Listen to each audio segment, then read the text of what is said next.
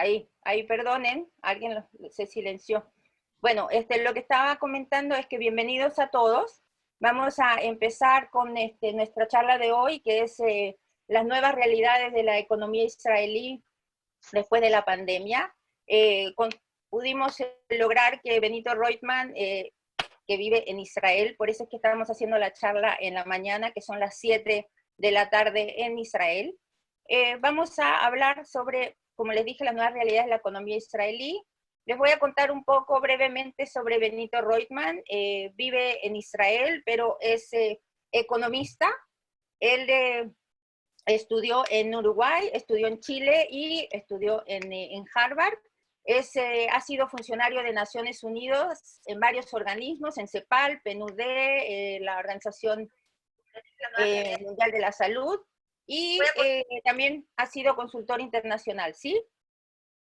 Y vive hace unos años en Israel y se ha especializado, así como antes estaba dedicado a la economía latinoamericana, estando en Israel, se ha dedicado a observar y de qué trata la realidad de la economía israelí. Así que, con mucho gusto, le damos ahora la palabra a Benito, por favor.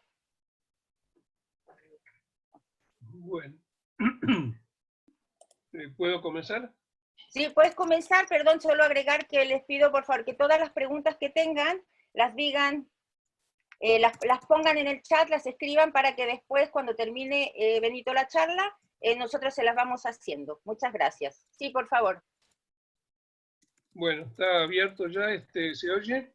Sí, te escuchamos. ¿Se oye bien? Perfecto.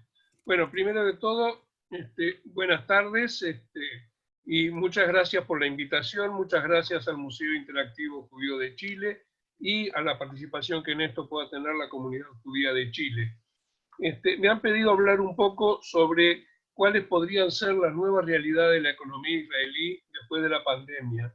Y ustedes se van a dar cuenta, después que termine esta charla, de que no es demasiado lo que se puede decir, es decir, más bien, las incógnitas son muy grandes, pero de cualquier manera es posible, es necesario intentar hacer un panorama de cuál podrían ser esas nuevas realidades en la economía israelí, y para eso me parece útil hacer una pequeña introducción o un planteamiento de cuál es la situación real de la economía israelí, o cuál era la situación real de la economía israelí al comenzar esta pandemia.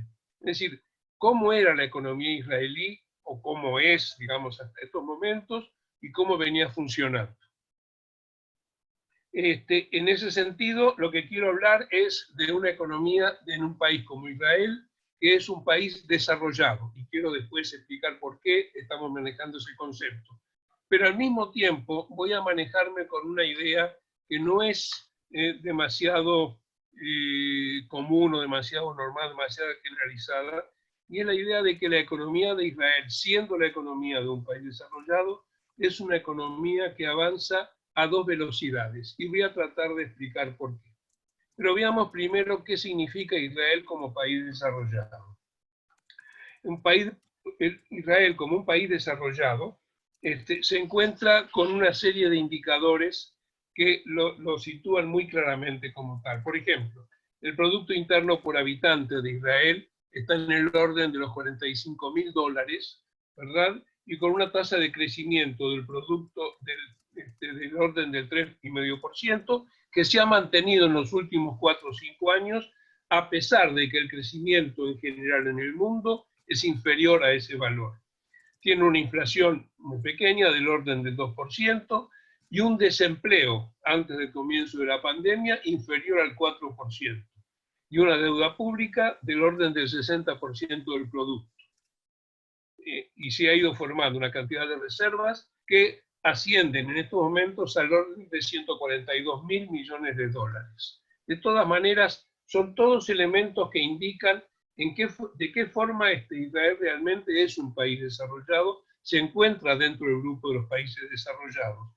E inclusive, no solamente en términos económicos, sino que el índice de desarrollo humano que maneja Naciones Unidas, y que es un índice que maneja elementos de carácter económico, pero también de carácter social y de carácter, digamos, ético, sitúa a Israel en un puesto 22 dentro de 189 países en total, lo que significa un puesto bastante interesante. Ahora, Israel como país desarrollado se explica un poco cuáles son los elementos que han hecho que ese crecimiento y que esa situación como país desarrollado se justifique y se haya ido formando. En primer lugar, y eso sin determinar cuál es el orden de prioridades, las migraciones que han sido continuas en Israel desde la creación del Estado, ¿verdad?, han sido un aporte súper importante para generar ese crecimiento de carácter económico.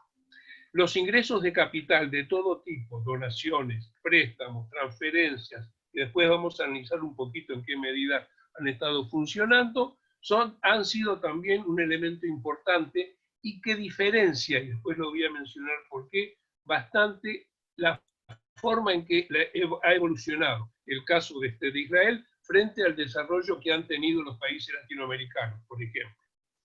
Y es importante también destacar un elemento que es central en el caso del crecimiento de Israel, el dinamismo de sus exportaciones.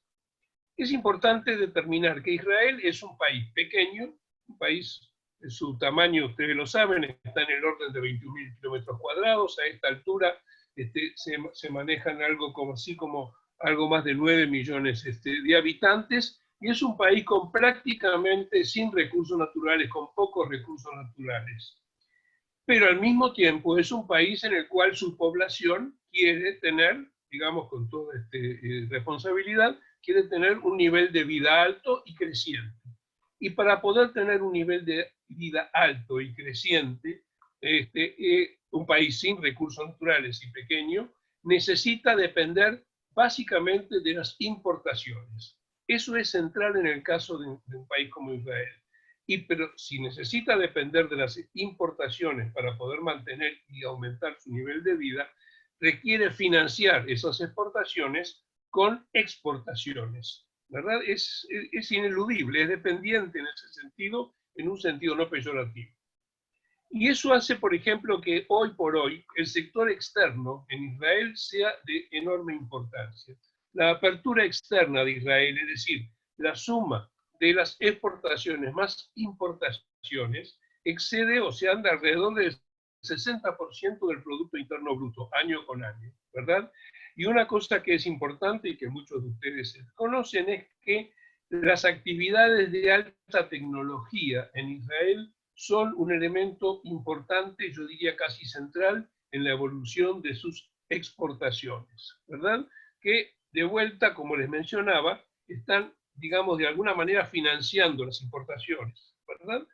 Y quiero hacer referencia también a un elemento que es muy importante en los últimos años en Israel, la dedicación que ha tenido el país en invertir en investigación y desarrollo para poder generar cada vez más nuevas innovaciones, nuevos elementos, nuevos productos, nuevos servicios.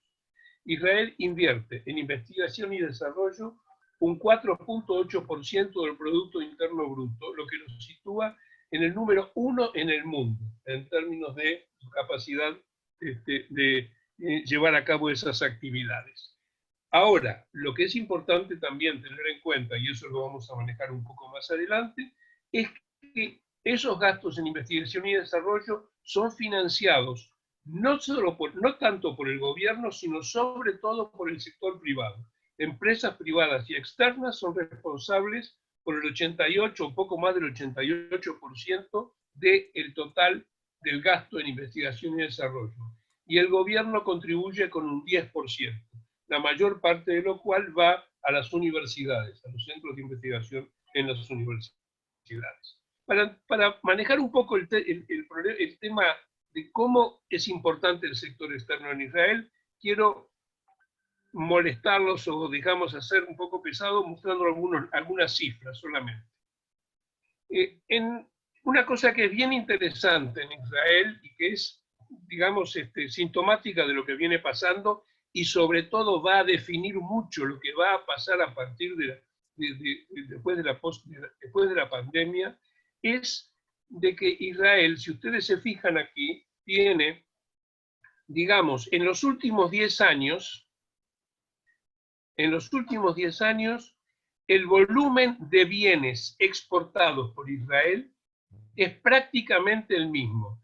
Estos son en millones de dólares, es decir, estamos en el orden de 58.000 millones de dólares por año, y sin embargo no ha habido prácticamente cambios estos últimos 10 años, ¿verdad? Pero los servicios, sí, la exportación de servicios prácticamente se ha duplicado. Fíjense ustedes, en el 2008 estábamos hablando de 24.000 millones de dólares de exportación de servicios, y en este año, en 2018, y se repite en el 2019, estamos ya en el orden encima de 50.000 millones de dólares, el doble. Y lo que es importante destacar es que el crecimiento de esos servicios es básicamente crecimiento de servicios de alta tecnología, es decir, exportación de programas de computación, exportación de programas de cibernética, exportación de programas de seguridad, etc. Todo eso funcionando dentro de un elemento que quiero después analizar cuando tenga en cuenta el sistema de un país que funciona, una economía que funciona a dos velocidades. Fíjense ustedes que el balance de cuenta corriente en Israel, es decir, el total del balance de exportaciones y de importaciones, es interesante notarlo de la siguiente manera. En los últimos años, los mismos años que hemos estado analizando aquí, el balance de bienes y servicios es un balance positivo, es decir, ha habido mayor exportación que importación. Pero eso es solamente lo que ha ocurrido en los últimos 10 años. Antes de eso, créanme, desde la creación del Estado hasta, digamos, la primera década del presente siglo, en general, el balance comercial de Israel era un balance negativo, es decir, las importaciones superaban a las exportaciones. Y sin embargo, siempre ha habido ingresos de capital, por eso mencionaba eso como un elemento importante dentro del crecimiento y de la generación de desarrollo en Israel, las entradas de capital, entradas de donaciones, entradas de transferencias, compensaban de tal manera que el saldo en cuenta corriente, es decir, el total que quedaba luego de medir todas las exportaciones con todas las importaciones y las transferencias corrientes, era positivo. Ahora, el planteo de Israel como una economía desarrollada nos muestra una sociedad que se sitúa en el mundo globalizado pre-pandemia, funcionando con valores macroeconómicos muy aceptables. Sin embargo, la economía de Israel muestra una heterogeneidad estructural de una economía dual, es decir, de estructuras productivas que son muy diferentes entre sí. El elemento que más resalta y que más preocupa en el funcionamiento de la economía de Israel, y eso es una preocupación que viene siendo constante en los últimos 15, 20 años y llega hasta el comienzo de la pandemia, es que la productividad de la mano de obra en Israel es y se mantiene baja con respecto a sus socios comerciales. Aquí tenemos el caso de Israel. La productividad que se mide aquí es digamos, el producto por hora de trabajo, ¿verdad?, promedio en la economía. Y resulta que el producto por hora de trabajo en la economía en Israel en los últimos años es de 41 dólares, para darle un valor en moneda, frente a valores de 59, 62 y 53, como ustedes pueden ver, de la OECD. Y estos no son valores de un año, sino que la brecha de productividad entre Israel y el resto de sus socios comerciales se ha venido manteniendo. ¿verdad? Y eso se refleja en diferencias salariales al interior de la fuerza de trabajo en Israel. El promedio nacional de salario mensual en Israel, esto es para el último año, el año anterior, estaba en el orden de 10.470 shekel. Pero el promedio de los salarios en los sectores de alta tecnología estaba en 22.700 shekel, ¿verdad? Y hay que tener en cuenta que un 60% y más de la fuerza de trabajo se encuentra con salarios inferiores al promedio nacional, ¿verdad?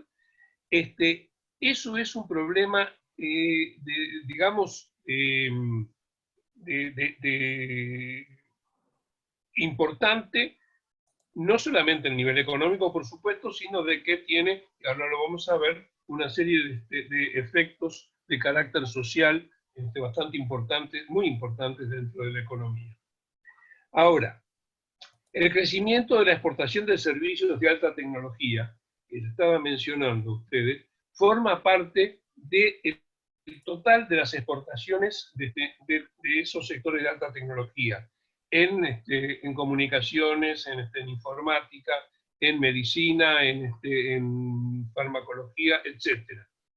Pero resulta de que la cantidad de gente que está ocupada en los sectores de alta tecnología y que es responsable por ese dinamismo de producción y de exportación, esa gente, ¿verdad?, significa del orden del 8 a 9% del total de la fuerza de trabajo. El resto se encuentra en una cantidad de otros sectores que son los que llegan a determinar ese valor, los bajos valores de productividad. No se trata de una preocupación personal. Esta preocupación ha sido manifestada por el Banco de Israel, ha sido manifestada por una serie de economistas y de politólogos dentro del Estado, y que han indicado de que en gran medida quien es responsable de que esa baja productividad se mantenga es el funcionamiento del sector educativo en Israel. El sector educativo es un sector, ¿verdad?, que en Israel se caracteriza por tener cuatro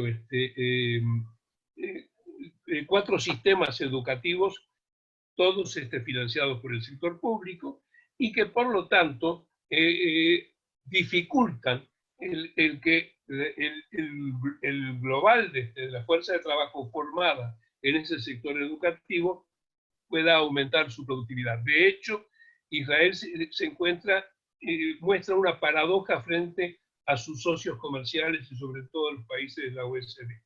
Esa paradoja es de que, teniendo en promedio un nivel de escolaridad, la población israelí, superior al de los países de la OCDE, al promedio de los países de la OCDE, sin embargo, los niveles de calificación, es decir, los niveles por los cuales se puede manejar con mayor eficiencia el aparato productivo, son inferiores, de acuerdo a las encuestas que realiza la OCDE, que el conjunto de esos países.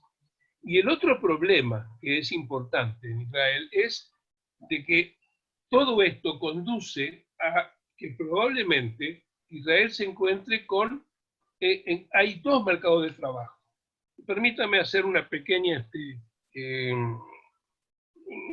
digresión sobre la teoría económica. En general, en la teoría económica se considera de que cuando una economía desarrollada va creciendo, ¿verdad?, y tiene un sector o un conjunto de sectores que son los sectores dinámicos de la economía, eso va arrastrando al conjunto de la economía.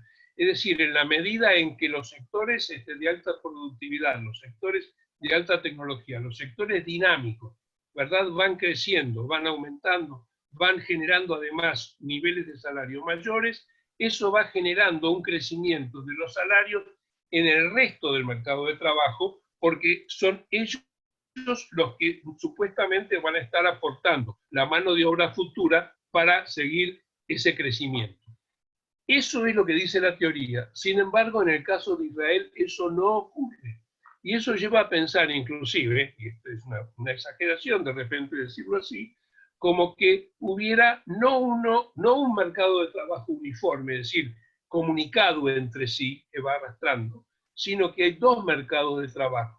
Un mercado de trabajo para los sectores de alta productividad, para la élite que funciona dentro del país, es esa élite que decía que representa entre el 8 y 9% de la fuerza de trabajo, y compartimentalizado el resto de la economía, que se mantiene entonces baja, ¿verdad? Ahora, quiero mencionarles, porque está muy vinculado con esto, el tema de las exit de las startups. Y esto que puede sonar a chino, la idea es la siguiente. Israel en los últimos 15, 20 años ha estado a la cabeza justamente de la formación de la innovación a través de startups, es decir, de empresas que se generan, que se crean justamente para desarrollar una idea nueva, para desarrollar un concepto nuevo, y que eso dio lugar a lugares como a productos como Waze, a productos como Mobileye, etcétera, toda una serie de grandes aportes de Israel al mundo. Y esas startups, en la medida en que llegan a tener un producto, un servicio, un bien, que vale la pena, que realmente es importante para el mercado, se colocan entonces en disposición para ser, digamos, financiados, ¿no? Por, digamos, capitales que están interesados en la continuidad de esos procesos. El exit es el momento en el cual esas startups son, de alguna manera, y permítame decirlo así, compradas, ¿verdad?, por el capital que entra a financiar el funcionamiento de esas empresas.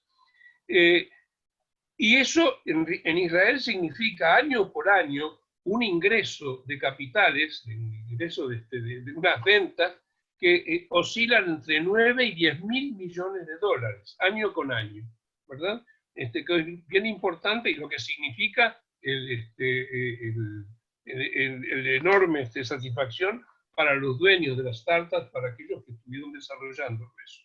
Pero lo que sucede normalmente, con algunas honrosas excepciones, lo que sucede normalmente es que la mayor parte del capital que compra esas startups es capital externo, y que las compra para desarrollarlas y para producir los bienes o servicios que esas startups han generado, producirlos fuera de Israel. Y ese problema es un problema que hace de que en el interín se trata casi como que no queda, o queda poco de esa inventiva, de esa generación de producto dentro del país. El impacto en lo social de esas diferencias, de esas economías que funcionan de esa manera, es pobreza y desigualdad, y es lamentable decirlo, pero desgraciadamente Israel hace años ya que se encuentra en los niveles de mayor pobreza y de desigualdad con respecto a los países de la OECD. Eso es un poco el panorama de el panorama que podría manejar con respecto a la economía israelí al comienzo de la pandemia, ¿verdad? Es decir, de vuelta, como resumen general, una economía desarrollada, una economía con buenos indicadores macroeconómicos, una economía con una buena calificación internacional en materia de las agencias calificadoras, pero al mismo tiempo una economía que plantea necesidades muy, muy grandes para corregir los, digamos, desafíos sociales que ha ido generando el modelo con el cual ha venido desarrollándose. Esa es la economía que entra, digamos, a la pandemia. Y los impactos económicos centrales que se van generando, los impactos económicos centrales que se van generando en Israel, ¿verdad? Son bastante similares en general a los que se han venido dando en el resto de los países. En primer lugar, el nivel de desempleo ha aumentado brutalmente, de un nivel muy adecuado, de menos todavía del 4%, ha pasado rápidamente a llegar a tener un nivel del 27% de desempleo. Digo desempleo o expresiones equivalentes. Y lo que quiero decir con expresiones equivalentes es, manejando un poco los criterios que usa el Banco Central en Israel, es que una parte significativa de los desocupados en Israel a partir de la pandemia no son estrictamente desempleados en el sentido de gente que no tiene a dónde recurrir y que está buscando empleo, sino que son gente que ha sido licenciada, llamarlo de alguna manera, de su puesto de trabajo sin goce de sueldo.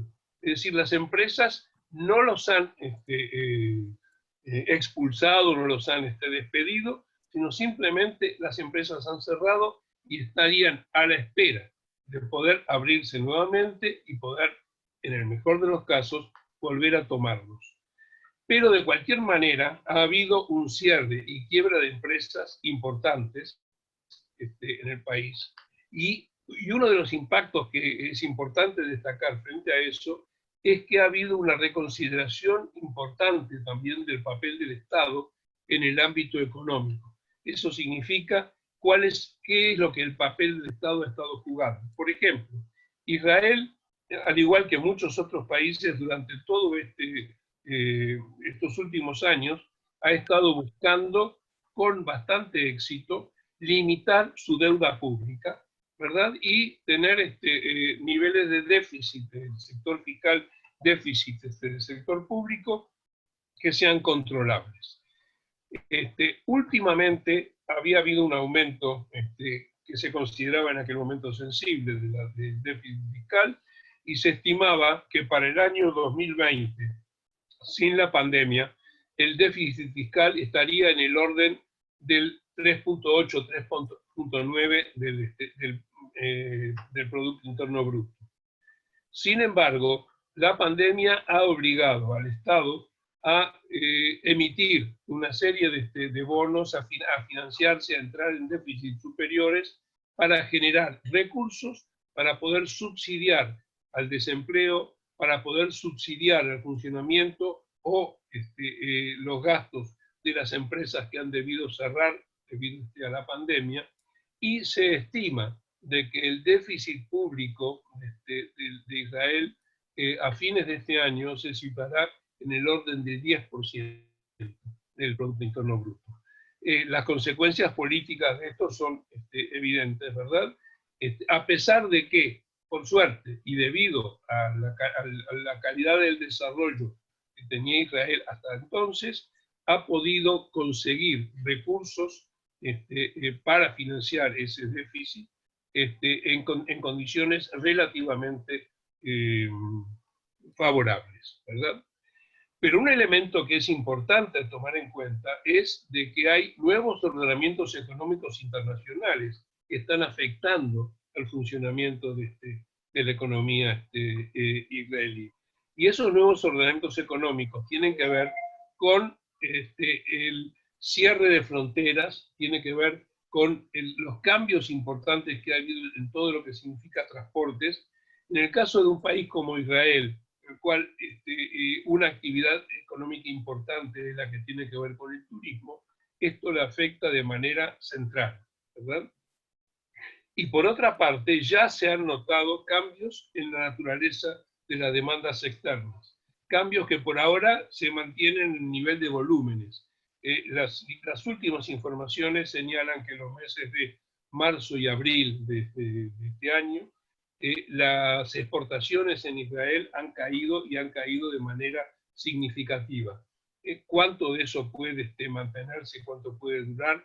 Es un elemento que quiero manejar ahora para ver otros puntos.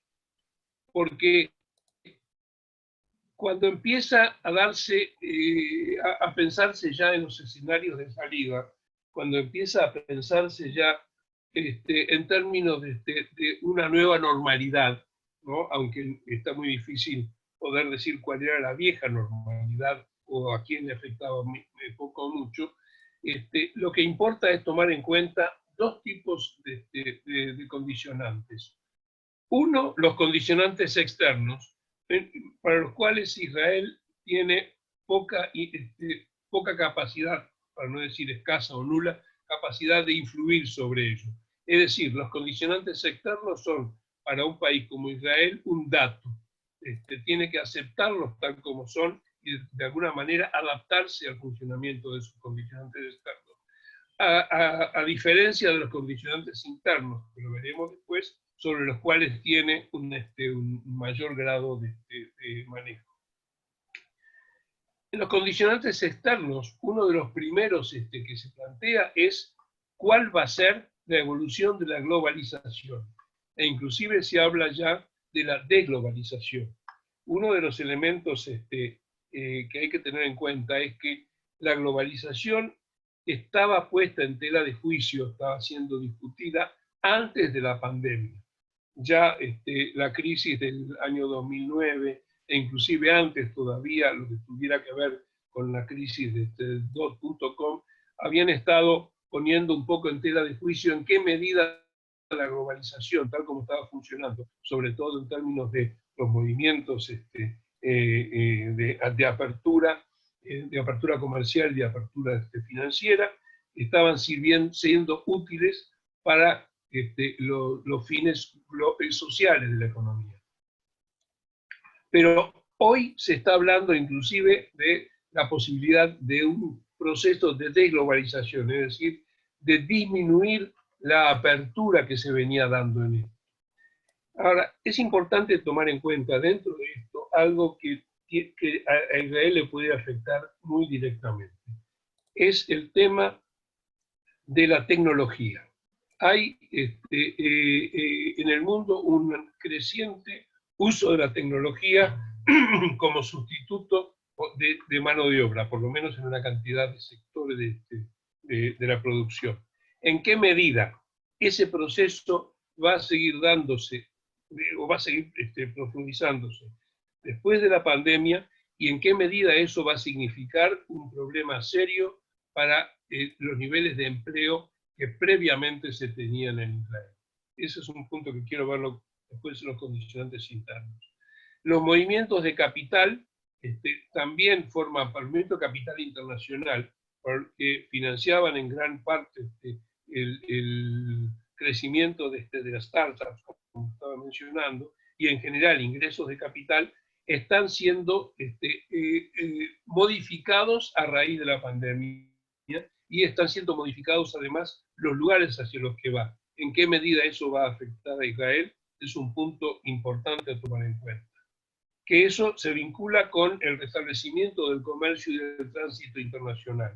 ¿Será de vuelta el comercio y el tránsito internacional el mismo que había antes de la pandemia? El tránsito aéreo internacional, el efecto que eso tiene sobre el turismo y el restablecimiento del comercio, en la medida en que eso significa de que se puede producir en diferentes partes del mundo e importar las partes para armarlas en un tercer lugar, ¿eso va a seguir siendo así? Todo eso son interrogantes difíciles de responder, pero que tienden a ser negativas. A Israel los escenarios energéticos le afectan de manera muy especial. Como ustedes sabrán, en Israel los descubrimientos de yacimientos de gas en las aguas territoriales habían estado prometiendo un escenario o un futuro, digamos, bastante positivo en la medida en que podía tener resueltos sus necesidades energéticas con gas, más ingresos adicionales, divisas por la exportación de gas, del gas superfluo, que no utilizado dentro del país. Pero resulta que todos esos planes estaban basados en una evolución de precios de esos energéticos que ha cambiado fundamentalmente con la pandemia. Y las posibilidades de que esos precios vuelvan a sus niveles anteriores son bastante bajas, ¿verdad? Un elemento adicional y que cada vez empieza a ser más importante es cómo van a funcionar los precios internacionales. Y no estoy refiriéndome solamente a los energéticos, sino precios internacionales de las materias primas, de los minerales, precios internacionales de los alimentos, precios internacionales de todo tipo de insumos. ¿Y cuál va a ser el impacto interno de esos aumentos o movimientos de precios internacionales en la inflación? En Israel nos hemos acostumbrado, como en muchos otros países, en los últimos años, a manejarnos con una inflación mínima, ¿verdad? Pero ¿será esa la situación a partir de la pandemia? Y finalmente, no hay que olvidarse de que la nueva normalidad, o la normalidad que ya está viviéndose, está enmarcada por conflictos comerciales y bélicos. El conflicto comercial entre China y Estados Unidos, por ejemplo, afecta directamente al comercio internacional y a las producciones internacionales. Y en el caso de Israel hay ejemplos actuales de que eso ya está comenzando a producir impacto dentro del país. Pero, por otra parte, esos condicionantes externos que les estaba mencionando son como una especie de telón de fondo para el país, en la medida en que, como les decía, no son elementos a los cuales puede influirse demasiado, son datos a los cuales tiene que, digamos, tener en cuenta el país para funcionar. Por su parte, los condicionantes internos, esos sí, son condicionantes en los cuales la sociedad, el gobierno, el país en su conjunto, tiene de alguna manera que tomar decisiones porque define básicamente su futuro. Y hablo acá de condicionantes internos de carácter económico, de carácter social y de carácter político. Dentro de los condicionantes internos de carácter económico, el ritmo de recuperación de empleo y los niveles salariales que pueda darse a partir de la pospandemia es realmente central para el funcionamiento del país en los próximos años. Y ese ritmo de recuperación no será necesariamente, no será inmediato, no se volverá rápidamente a tener los mismos datos, digamos, de ocupación que se tenía en su momento, y menos tampoco los mismos niveles salariales. Se mantendrán probablemente las diferenciales salariales que existen, pero en qué medida eso va a poder generar un nivel de demanda y un nivel de consumo que facilite el desarrollo y el crecimiento del país es un elemento bastante difícil de determinar. Y eso está vinculado con el manejo del déficit fiscal y la deuda pública. Es decir, el hecho de que se estime un déficit fiscal que esté en el orden del 10% para el próximo año, para el finales de este año, y que todavía no pueda ser fácilmente absorbido en el 2021-2022, de cualquier manera va a implicar la necesidad de establecer una serie de políticas que tengan que ver con cómo se va a financiar ese déficit, cómo se va a pagar ese déficit, cómo se va a disminuir. Y eso está vinculado también con los niveles de inflación que pueda tenerse, niveles de inflación que se darán por la mayor o menor apertura de los mercados externos y por los precios de los mercados internacionales que van a afectar. En algún momento se temió de que la pandemia esta condujera no a aumentos de inflaciones y aumento de precios, sino inclusive a un problema contrario, a deflación, es decir, de que la falta de demanda, porque por carencia de ingresos, podría llevar a que hubiera en ese caso entonces una cantidad o un problema serio en materia de caída de precios.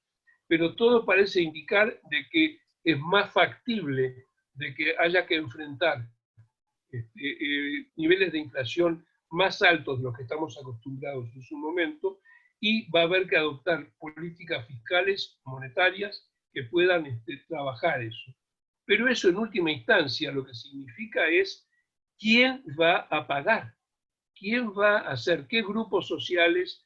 ¿Qué tipo de política tributaria? ¿Qué tipo de utilización de la producción y utilización de las capacidades del país van a ser puestas en marcha para poder ir disminuyendo esos niveles? Ahora, hay un problema adicional que es este. Comentaba de que uno de los impactos de la pospandemia es la reconsideración del papel del Estado en el ámbito económico. Y lo que va a suceder, ¿verdad? A partir de esta pandemia es una redefinición del papel del Estado. ¿Se mantendrá el papel del Estado, el que ha tomado ahora? ¿Disminuirá el papel del Estado? ¿Aumentará? Y si aumenta o se mantiene, ¿en qué rubros? ¿En qué áreas? En las áreas que son económicas, las áreas que son sociales. No sabemos realmente cuál va a ser la orientación de eso, aunque podemos inferir algo sobre los elementos políticos que vamos a ver en un momentito. Y finalmente, es importante tener en cuenta, dentro de los condicionantes internos, es importante tener en cuenta que Israel es un país que está en situación de amenazado en varias de sus fronteras y hay problemas de seguridad importantes. Y por lo tanto, el tratamiento del rubro de seguridad en el presupuesto, que ha venido siendo propuesto en los últimos año y medio, va a ser un tema central para determinar cómo distribuir la carga de repago del costo de esta pandemia entre el conjunto de la sociedad. Desde el punto de vista de impactos sociales y condicionantes sociales, el tratamiento de la pobreza y de la desigualdad es central. Hay subsidios que se han estado dando, hay un sistema tributario que está siendo a esta altura presionado al máximo, pero hay necesidad de recalificación laboral por todos los elementos que mencionaba para tratar de superar, si es posible, esa situación de dualismo en el mercado de trabajo y de dualismo en las estructuras productivas. Pero ¿cómo se va a tratar esa pobreza? Uno se encuentra, por ejemplo, con problemas, dado que si se mantiene la idea de que los subsidios por desempleo son un desincentivo para trabajar, estamos entonces en un planteo en el cual de repente vamos a mantener o inclusive profundizar los niveles de desigualdad existentes en el país. Ese es uno de los temas centrales que va a tener que tomarse en cuenta al plantear los caminos de salida de la crisis. Y por otra parte, es difícil negar la existencia al interior de la sociedad israelí de conflictos étnicos y religiosos. ¿Cuán importantes van a ser? ¿En qué medida van a estar? ¿En qué medida van a imponer, digamos, compromisos al gobierno para funcionar eso? Es difícil poder decirlo ahora. Pero lo que es indudable es que es imposible ignorar la existencia de esos conflictos y la necesidad de superarlos. Y eso está vinculado de alguna manera con el tratamiento que debería darse al sistema productivo. Todos están de acuerdo en la necesidad de profundas reformas del sistema educativo. Lo que sí es que lo que no hay es acuerdo sobre cuáles deberían ser esas reformas. Por ejemplo, la idea de unificar el sistema educativo, que es una idea de que a muchos de nosotros educados en el sistema de escuelas públicas latinoamericanas, unificadoras de las sociedades locales, nos resulta difícil entender el funcionamiento de 4 sistemas educativos diferenciados. De alguna manera, eso aparentemente está planteando, digamos, una desunión dentro de esa sociedad en lugar de buscar la unidad. Eso es uno de los elementos a tomar en cuenta al discutir esa reforma.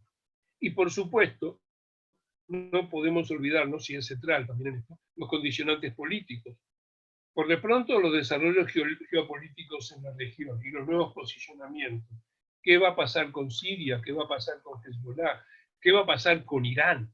¿Y qué va a pasar directamente con Jordania, con las relaciones con Jordania, ¿verdad?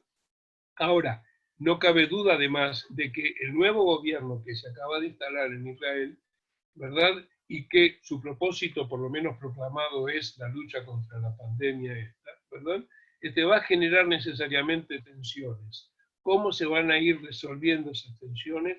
¿Qué tipo de nuevas coaliciones o de nuevas uniones o nuevas, digamos, alianzas se forjarán?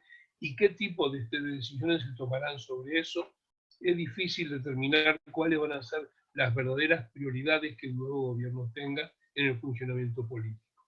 Por ejemplo, sigue planteándose un Estado, dos Estados, anexiones y cómo funcionan esas anexiones, ¿verdad?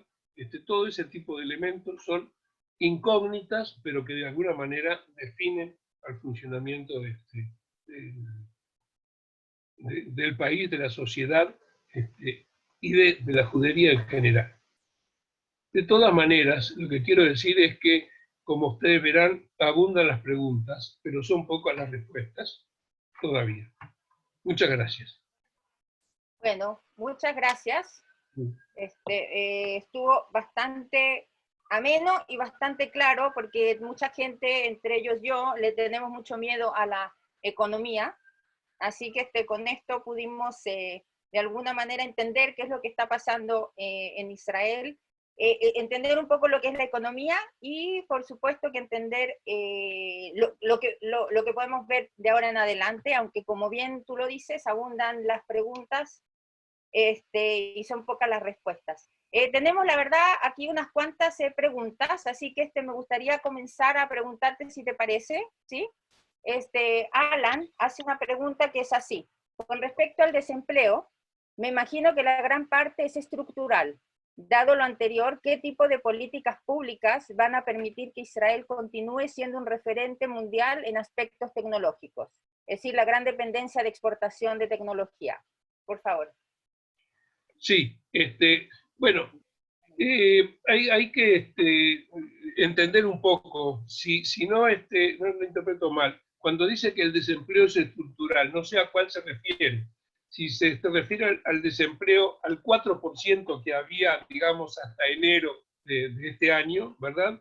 O al 27% que llegó a haber en marzo de este año, ¿verdad? Si se refiere al desempleo al 4%, no es estructural, ¿verdad? Porque un 4% o menos de 4%, en realidad casi se podría decir que no hay desempleo, que eso es simplemente la parte friccional, el tiempo que lleva a alguien de ir cambiando de un puesto a otro de trabajo.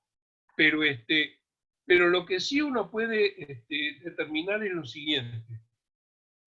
Si volviéramos a hacer una hipótesis de trabajo, si la política general que se tomara hacia adelante es tratar en lo posible de retomar el modelo y el ritmo de funcionamiento de la economía como era antes de la pandemia, el proceso de generación de innovaciones y el proceso de startups con nuevos procesos y nuevos productos y nuevos bienes, probablemente continúe, y continúe bien con una salvedad. La salvedad es de si el resto del mundo va a estar en condiciones de generar modelos que sigan demandando ese tipo de bienes, ¿no? Hay un punto que es muy importante señalar. Yo les hablaba a ustedes, les decía, de que innovación y desarrollo, en investigación y desarrollo, Israel está a la cabeza del mundo desarrollado. Es decir, Israel gasta más por producto, como porcentaje del producto, más que cualquier otro país. Pero quien financia ese gasto es empresas y capitales del exterior. Y ahora, una cosa que es importante es la siguiente. Recuerden ustedes que aquel que, digamos, paga la música, define qué música se va a tocar. Y por lo tanto, cuando uno se encuentra con que el financiamiento de la investigación y desarrollo, que es el financiamiento de lo que se va a seguir investigando y lo que se va a seguir desarrollando. La mayor parte de ese financiamiento viene de afuera, viene del exterior, quiere decir de que las prioridades, las áreas, los temas que se proponen para investigar son fijadas de esa manera, no son fijadas internamente, o por lo menos no hay demasiada fuerza interna. Sería preferible de que hubiera una mayor participación en la decisión de qué investigar, para qué investigar a futuro, es decir, tener un programa claro, un proyecto, una estrategia clara de hacia dónde se quiere ir. Porque eso es lo que permitiría que al mismo tiempo se vaya generando, a medida que se generan mayor,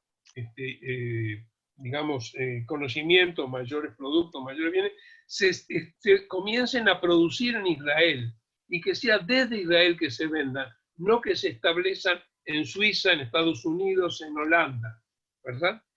Así que eso es lo que probablemente mejore la capacidad de empleo, no solamente en cantidad, sino sobre todo en calidad. Perdón, creo que Perdón, sí. Otra pregunta que le hace Tommy Reich dice, ¿la enorme burocracia no contribuye al déficit fiscal? Y de esto, ¿cómo se entiende una derecha gobernando con un Estado tan grande?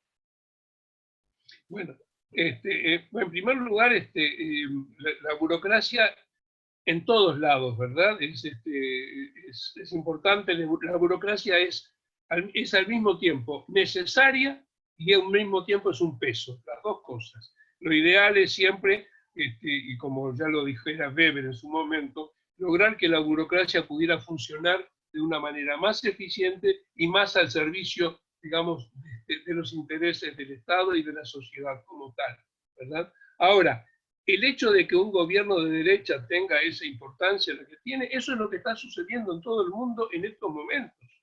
Por eso estoy hablando, como mencionaba, la reconsideración del papel del Estado.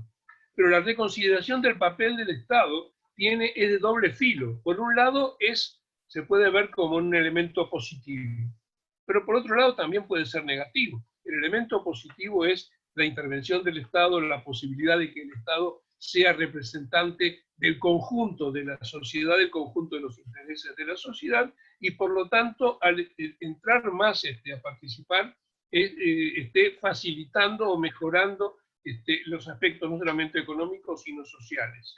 Pero por otra parte, la participación del Estado puede ser una participación malsana, autocrática, dictatorial, ¿verdad? En la medida en que lo que entra es a coartar las libertades individuales.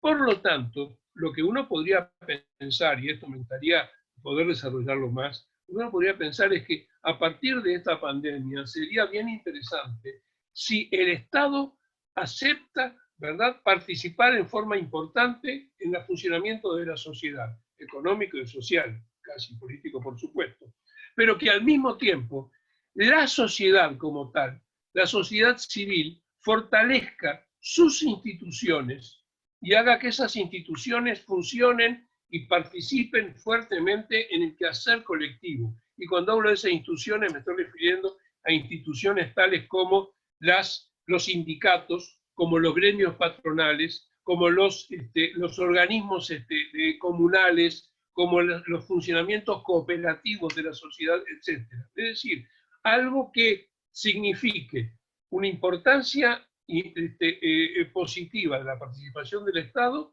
pero al mismo tiempo elementos de equilibrio dentro de la sociedad civil que sirvan de contrapeso a ese funcionamiento del Estado. Muy bien. Ahora voy a hacer una pregunta, no es justamente en el ámbito económico, pero algo que tú sí mencionaste. Pregunta Mónica Kaplan. ¿A qué se debe que la educación en Israel sea mal evaluada? Bueno, no sé exactamente qué significa mal evaluada. Sí. ¿En qué sentido? No sabría, esa es la pregunta. Mejor yo voy a poner el mail de Benito para quien quiera responder. El asunto es, sí, que puede interpretar. Una cosa es que sea mal evaluada en el sentido de que sea, no se vea bien por parte de la sociedad, u otra cosa es de que los resultados de la educación en Israel no sean los que uno deseara. Y bueno, y efectivamente lo que uno encuentra es de que hay en Israel, de que el PISA, es decir, la encuesta que hace cada 2 años para determinar los niveles de conocimiento de la juventud en las escuelas, Israel se encuentra realmente en una posición no demasiado buena. Y el problema parece ser, yo no soy un experto en educación, pero el problema no parece ser un problema de presupuesto. Es decir, en Israel, por supuesto, se podría gastar más en educación, pero los expertos en educación creen que no es tanto ese tema, sino el cambio en el enfoque de cómo debe ser la educación, el cambio en el estatus, por ejemplo, de toda la clase profesional, de maestros y profesores, que deberían tener, me estoy refiriendo a primaria y a secundaria sobre todo, que deberían tener un nivel, ¿cómo se diría? No un nivel, un estatus mejor dentro de la sociedad, y además tiene que ver un poco con la idea de que hay diferenciales sociales, es decir, está claro en las evaluaciones que se hace de los resultados de la educación en Israel, que en aquellas áreas, digamos, afluentes, con mayores niveles de ingreso, los niveles de educación son los niveles de educación, los resultados que arrojan los alumnos son mejores que en aquellas áreas pobres. Es un resultado de perogrullo, pero resulta que justamente por conocerse debería poder haberse tratado mucho más y preocuparse más de esas situaciones. Y no solamente de las áreas pobres frente a áreas ricas, sino de problemas de carácter étnico también. Bueno, muchísimas gracias, se nos termina el tiempo, así que te queremos agradecer muchísimo esta clase póstuma de economía. Yo creo que ahora podemos entender mucho más de qué se trata en términos generales lo que ocurre en Israel, y a lo mejor también entender un poco para nosotros lo que está ocurriendo